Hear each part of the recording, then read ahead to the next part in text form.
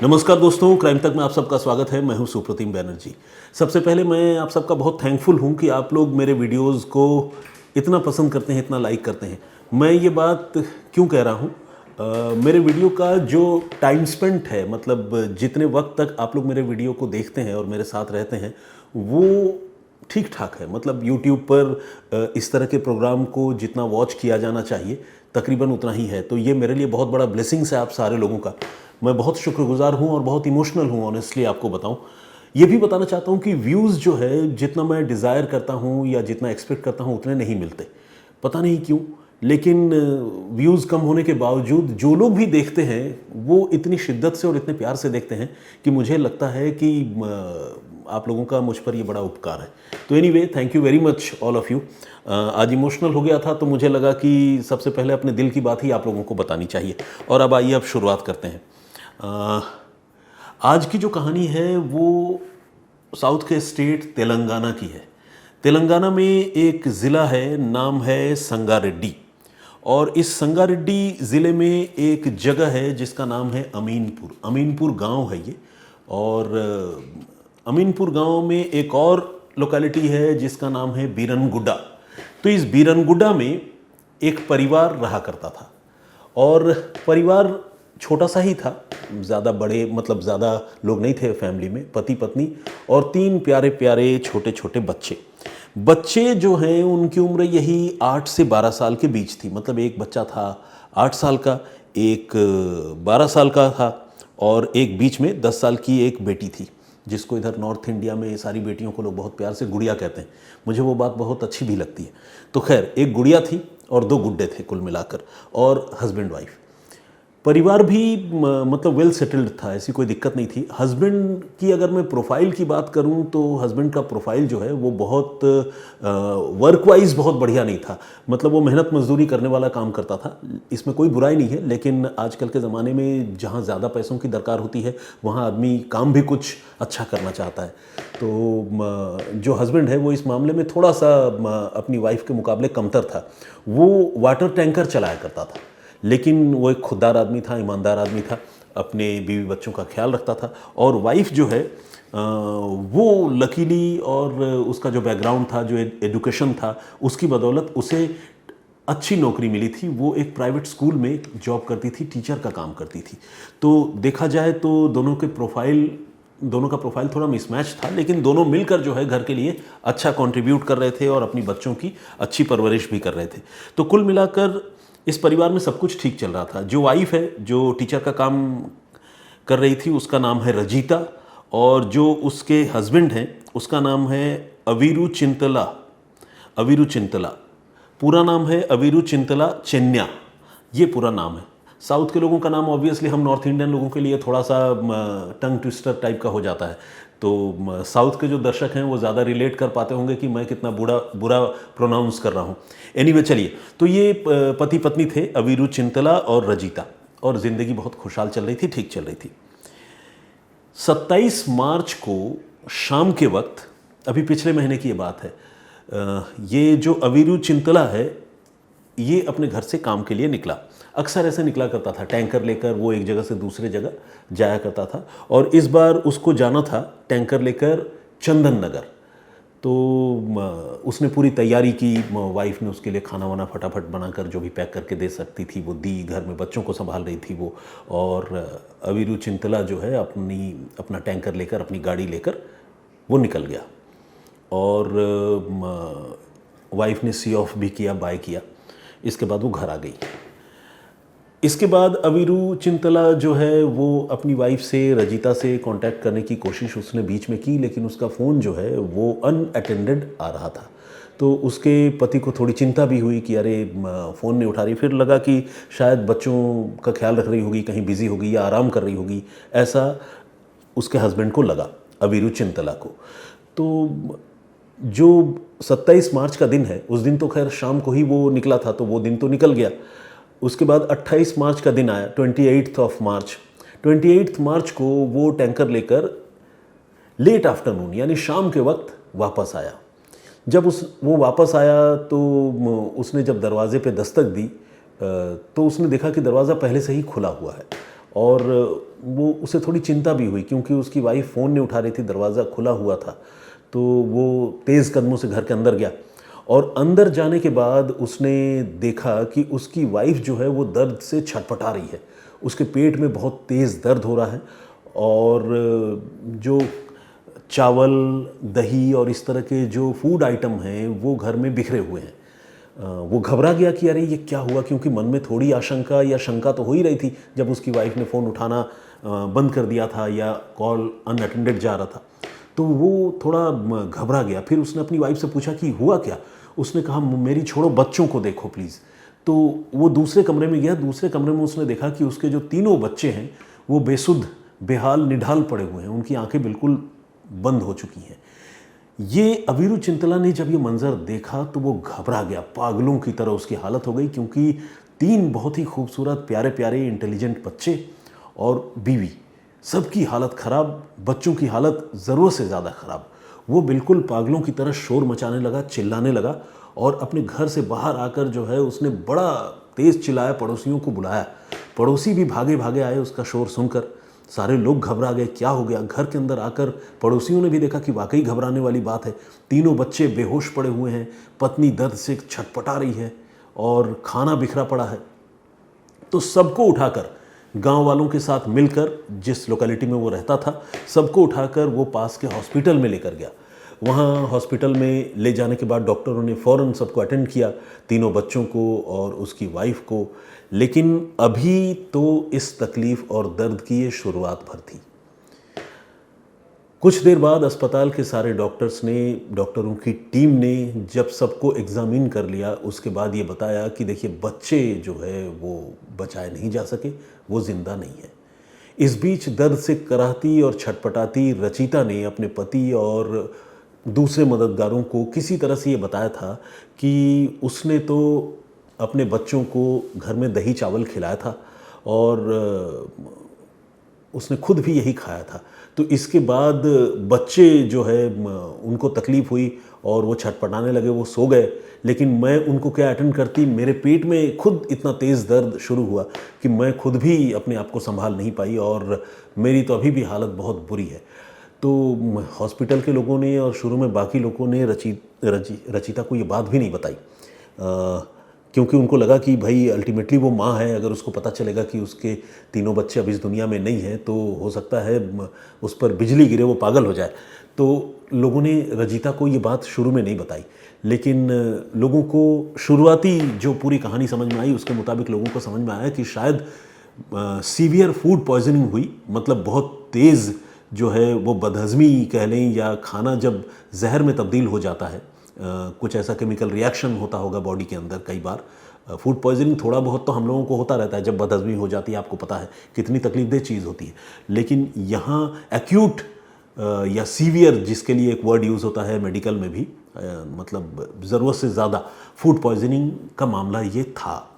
तो तीनों बच्चों की मौत हो गई और फिर उसके बाद रचिता जो है वो इंटेंसिव केयर में रही। डॉक्टरों ने उसका ख्याल रखा, जो भी सलाइन वगैरह देना था दिया।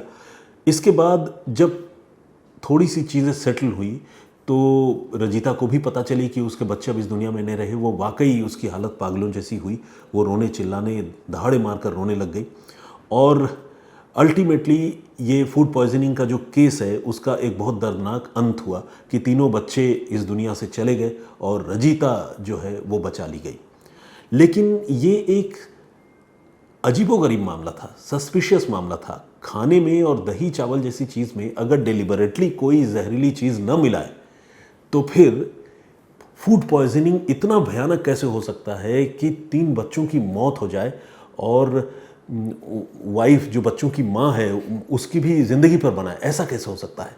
तो इसलिए ये संदिग्ध मामला जब था तो इस मामले में पुलिस की भी एंट्री हुई और पुलिस ने उन तीनों बच्चों की डेड बॉडी का, तीनों बच्चों की लाशों का पोस्टमार्टम करवाया।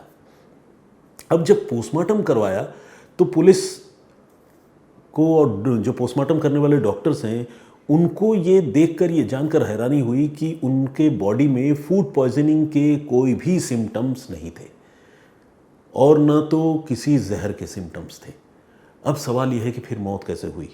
फूड पॉइजनिंग ही लग रहा था जिस तरह से पूरी कहानी हुई, क्योंकि उनकी माँ भी फूड पॉइजनिंग का शिकार हुई थी।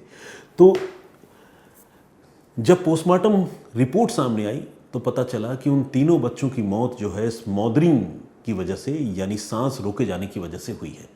किसी ने ज़ोर ज़बरदस्ती उनकी सांसें रोक दी हैं, और स्मॉदरिंग, उसको थ्रॉटलिंग और स्ट्रैंगुलेशन, ये मतलब एक तरह से देखा जाए तो करीबी चीज़ें हैं जिसमें सांस रोकना, गला घोंटना, एक्सफिक्सिया भी कहते हैं उसको, उसकी वजह से जब मौत होती है।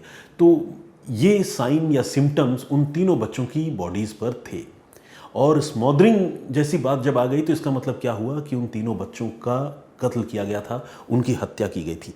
घर के अंदर जब माँ और 3 बच्चे मौजूद हों, वहाँ अगर बच्चों का कत्ल हो जाए तो आप समझ सकते हैं कितनी भयानक ये बात है। लेकिन कत्ल कौन कर सकता है?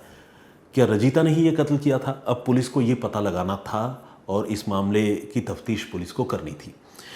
पहला शक तो रजीता पर ही जाता था, क्योंकि रजीता ने फूड पॉइजनिंग की बात कही थी, जबकि फूड पॉइजनिंग जैसी कोई बात नहीं थी। और रजीता के बॉडी में भी, इसके बाद डॉक्टरों ने जब उसको भी गौर से देखा तो पता चला कि उसके बॉडी में भी कोई फूड पॉइजनिंग के निशान नहीं है। और थोड़ी देर बाद, कुछ घंटों के बाद डॉक्टरों ने ये रियलाइज़ कर लिया था कि रजीता को बेसिकली कोई तकलीफ, कोई बीमारी नहीं, कोई फूड पॉइजनिंग नहीं है, वो सब ड्रामा कर रही है। तो एक तरह से देखा जाए तो कुछ घंटों की तफ्तीश और पोस्टमार्टम रिपोर्ट, मेडिकल एग्जामिनेशन, इन चीज़ों से ये बात क्लियर हो गई कि 3 बच्चों की घर के अंदर हत्या हुई थी, और घर के अंदर अगर कोई जिंदा बचा था तो वो उनकी माँ थी, जिस माँ ने उन तीनों बच्चों की हत्या की। एक और भी बहुत इंपॉर्टेंट बात है, वो बात ये कि इन तीनों बच्चों की मौत जो है वो कई घंटे पहले हुई थी। आपको याद होगा, मैंने आपको बताया था कि 28 मार्च को उसका पति, नाम मैं भूल गया, अवीरू चिंतला, वो वापस आया था शाम के वक्त। और इन बच्चों की मौत जो है वो 27 मार्च की मिडनाइट के आसपास हुई थी, क्योंकि कई घंटों का वक्त जो है, मतलब समझ लीजिए 12-14 घंटों का वक्त जो है इन बॉडीज़ को, इन तीनों बच्चों के कत्ल को हो चुके थे। इस तरह की बात भी पोस्टमार्टम रिपोर्ट में सामने आई। तो ये सारे तथ्य सामने आने के बाद अब शक की सुई रजीता के ऊपर थी, तो पुलिस ने रजीता को अब हिरासत में ले लिया और उससे पूछताछ शुरू की। अब पूरी दुनिया, पूरा मोहल्ला, संगारेड्डी ज़िला, सारे लोग ये जानकर सन्न रह गए, हैरान रह गए कि एक माँ ने अपने 3 छोटे छोटे बच्चों की हत्या कर दी है। क्यों की है हत्या, अब ये पता करना था। तो रजीता से अब पूछताछ शुरू हुई। शुरू में उसने पकड़े जाने के बावजूद जो है थोड़ा झूठ बोला, लेकिन जब पुलिस ने और मतलब जो भी मेडिकल एक्सपर्ट्स हैं उनके हवाले से, जब पुलिस ने रजीता को बताया कि तुम्हारी पोल पट्टी खुल चुकी है, तुम्हारे तीनों बच्चों के स्मॉदरिंग की बात मेडिकल एग्जामिनेशन में सामने आई है और कोई फूड पॉइजनिंग उनको नहीं हुआ था, ना ही तुम्हें हुआ था, तो इसलिए अब झूठ का फ़ायदा नहीं है, तो वो टूट गई। और इसके बाद उसने जो है पुलिस को सारी कहानी सुनाई। अब ये कहानी अपने आप में बहुत ही शॉकिंग है, और इस कहानी की बुनियाद जो है तकरीबन आज से समझ लीजिए कि 20 साल पुरानी है। 20 साल पुरानी यूँ है कि 20 साल नहीं, मतलब कम से कम 15 साल के आसपास पुरानी तो होगी ही। हुआ ये कि रजीता के बहुत अर्ली डेज़ में शादी हो गई थी, और तभी रजीता जो है वो इंटरमीडिएट में, यानी +2 में सेकेंड ईयर में थी। उसको इंटरमीडिएट सेकेंड ईयर कहते हैं, और जिन स्कूलों में +2+1 का सिस्टम है, +1 +2 का, वहाँ पर +2 आप समझ लीजिए। उस समय उसकी शादी हुई थी, और शादी किससे हुई थी? यही अवीरू चिंतला से। अवीरू चिंतला रजीता से उम्र में 20 साल बड़ा था, तो दोनों के बीच में एक ठीक ठाक एज गैप भी है, एज गैप है। और अवीरू चिंतला मेहनत मजदूरी करने वाला आदमी था। उस समय रजीता का प्रोफाइल भी ऐसा नहीं था। घर वालों ने अर्ली डेज़ में वहाँ पर रजीता की शादी जो है अवीरू चिंतला से करा दी, ये सोच कर कि चलो सेटल हो जाएगी लाइफ में। एज का क्या है, मतलब कई जगह ऐसा लोग कहते हैं कि भाई कोई बहुत ज़्यादा मैटर नहीं करता, और ख़ासकर चूँकि मेल डोमिनेटेड सोसाइटी है तो मेल मेंबर्स की एज को लेकर तो और भी जो है लोग उसको तवज्जो नहीं देते, कहते हैं अरे कोई बात नहीं, हो जाएगी शादी, सब ठीक हो जाएगा, सुख से रहेगी, करा दो। तो इन दोनों की शादी हो गई थी, और दोनों की शादी में 20 साल का गैप था दोनों के एज में। लेकिन शादी फिर भी चलती रही, और 3 इनको छोटे छोटे प्यारे प्यारे बच्चे हुए। इस बीच रजिता की ज़िंदगी बदली। मैंने आपको बताया कि वो प्राइवेट स्कूल में टीचर बन गई, और इसके बाद एक मेजर टर्न इस कहानी में तब आया जब तकरीबन 6 महीने पहले रजिता के स्कूल के जो बच्चे हैं, अब तो खैर वो बच्चे नहीं रहे, बड़े हो गए थे, उन्होंने एक रीयूनियन का प्रोग्राम रखा। यानी उन्होंने ये तय किया कि हमारा जो बैच है उसके सारे स्टूडेंट्स जो हैं कहीं किसी फंक्शन करते हैं, वहाँ मिलेंगे। पहले तो इस तरह के रीयूनियन प्रोग्राम शायद इतने नहीं होते थे, लेकिन अब व्हाट्सएप का ज़माना है और मोबाइल फ़ोन, स्मार्टफोन सबके हाथ में है, तो सारे लोग एक दूसरे से कनेक्टेड रहते हैं। फ़ोन नंबर्स के लिए भी अलग से डायरी नहीं रखनी पड़ती, सब कुछ मोबाइल में है। तो लोग जब कनेक्टेड होते हैं तो उनको ये लगता है कि यार चलो पुराने दिनों को याद करते हैं, थोड़ा नॉस्टैल्जिक हो जाते हैं और रीयूनियन का प्रोग्राम रखते हैं। तो ये रीयूनियन का प्रोग्राम जो है रजिता के स्कूल के सारे लोगों ने रखा था।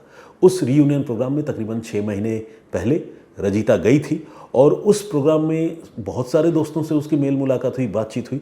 और उन्हीं दोस्तों में एक दोस्त था सुरु शिवा। ये क्लास 10 में रजिता के साथ पढ़ा करता था।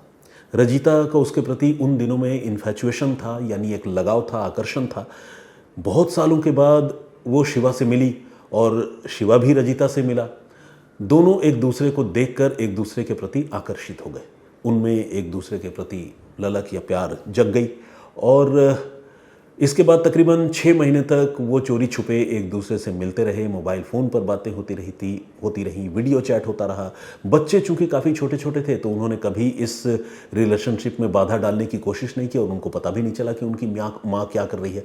उधर अवीरू चिंतला टैंकर लेकर घर से बाहर चला जाता था, तो रजिता के पास अपने पुराने क्रश के साथ जो है नए सिरे से रिलेशन बनाने और बातचीत करने का अच्छा मौका मिल जाता था उसे। और ये सिलसिला तकरीबन 6-8 महीने चलता रहा।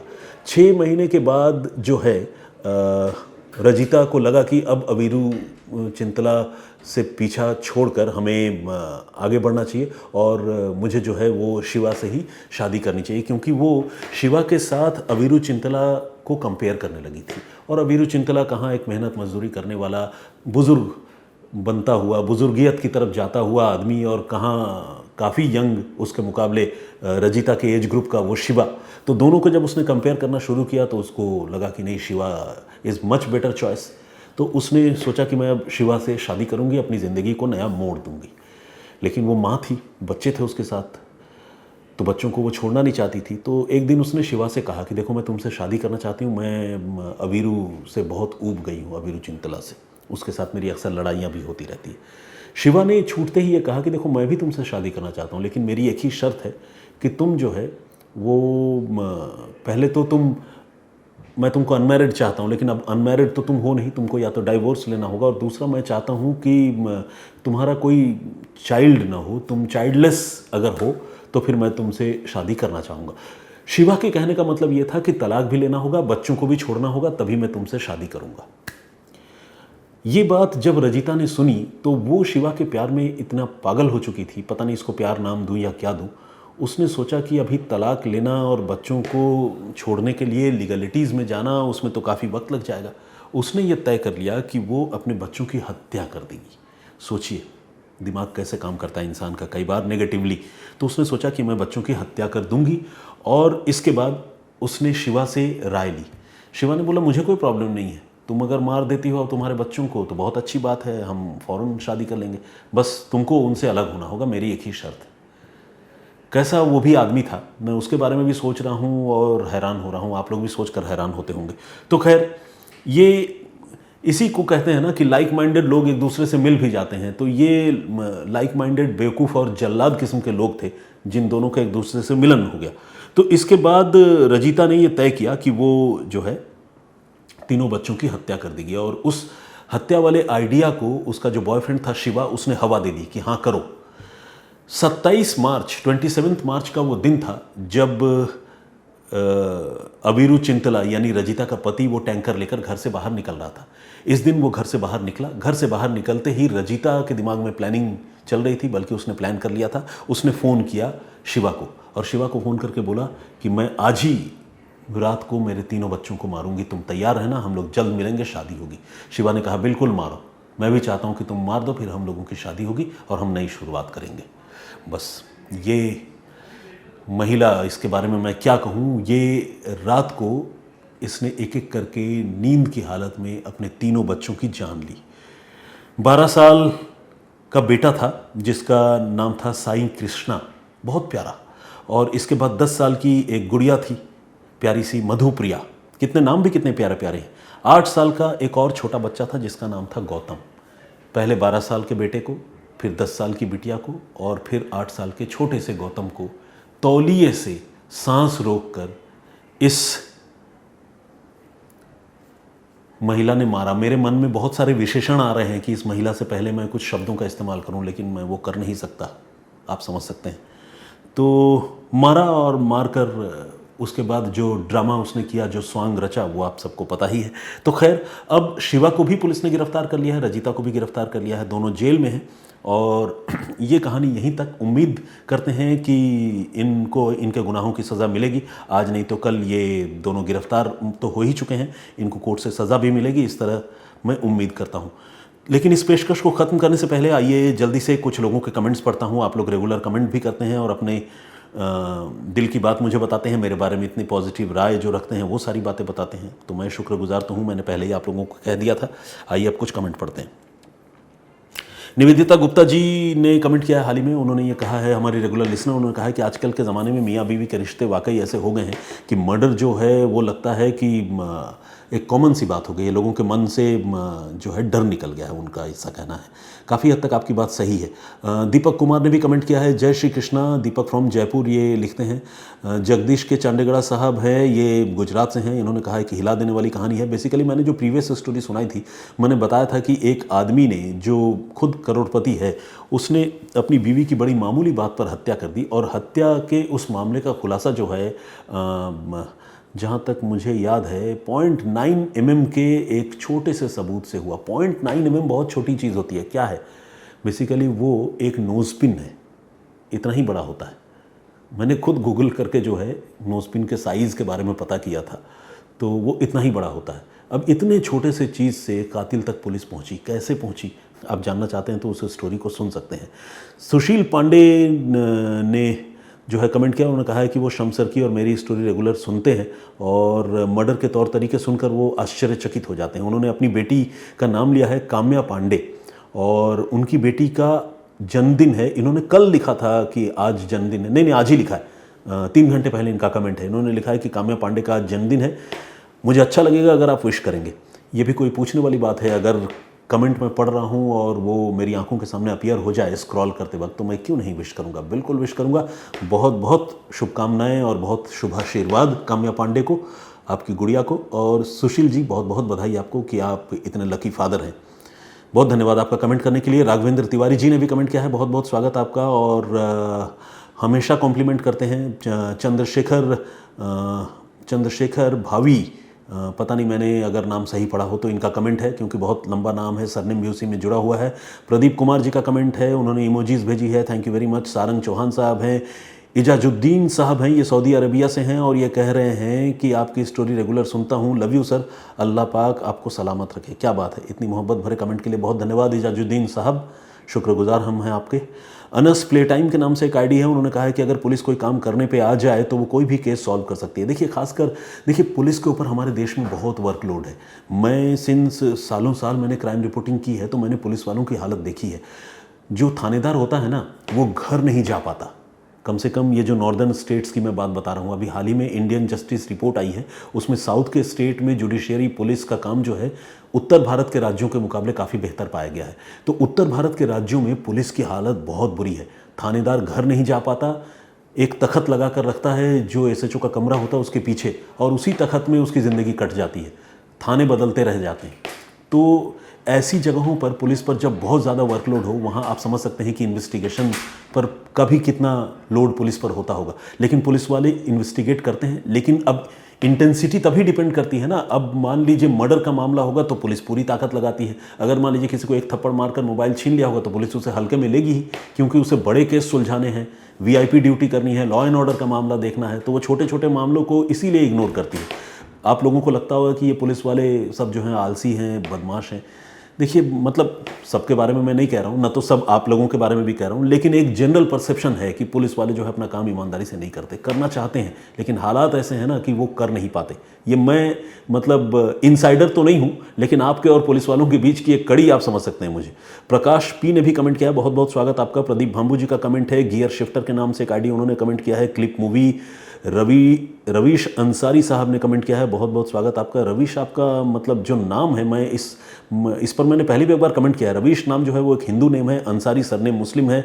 ये क्या राज है दोस्त, बताइएगा। मतलब है तो बड़ा खूबसूरत जो भी राज है। और बाकी सुमेरा राठौर ने भी कमेंट किया है, thank you very much. Brijendra Singh ji का कमेंट है। होमी राय, परूप शेषा जी जर्मनी से रेगुलर देखते हैं। मोहम्मद इश्तियाक का कमेंट है, ये बिहार से हैं। और रेखा भट्ट जी महाराष्ट्र से हैं। मराठीत जस पिराल तस उगवेल, जय हिंद जय भारत, सुप्रतिम इन्होंने लिखा है। थैंक यू वेरी मच, बहुत बहुत धन्यवाद आपका। आपने मराठी में जो लिखा वो बात मुझे समझ में नहीं आई, तो आज अगर आप उसको ट्रांसलेट करके कमेंट लिख पाएँ तो बड़ी आपकी मेहरबानी होगी। पता नहीं समझ में नहीं आने के जुर्म में अगर मैं महाराष्ट्र में होता तो शायद वहाँ से कुछ राजनीतिक लोग मुझे निकालने की भी कोशिश करते। हालांकि ऐसी पॉलिटिकल बातें नहीं करनी चाहिए, लेकिन तकलीफ़ होती है जब धर्म और क्षेत्र और ऐसे ही अलग अलग चीज़ों के आधार पर किसी को विक्टिमाइज़ किया जाता है ना, तकलीफ़ होती है। एनीवे, आज के लिए इतना ही। बहुत ख्याल रखिएगा अपना, सुरक्षित रहिएगा। मैं फिर हाजिर होऊंगा किसी और कहानी, किसी और वाक़े के साथ। तब तक के लिए मुझे इजाज़त दीजिए। अपना बहुत ख्याल रखिए। जय हिंद, जय भारत।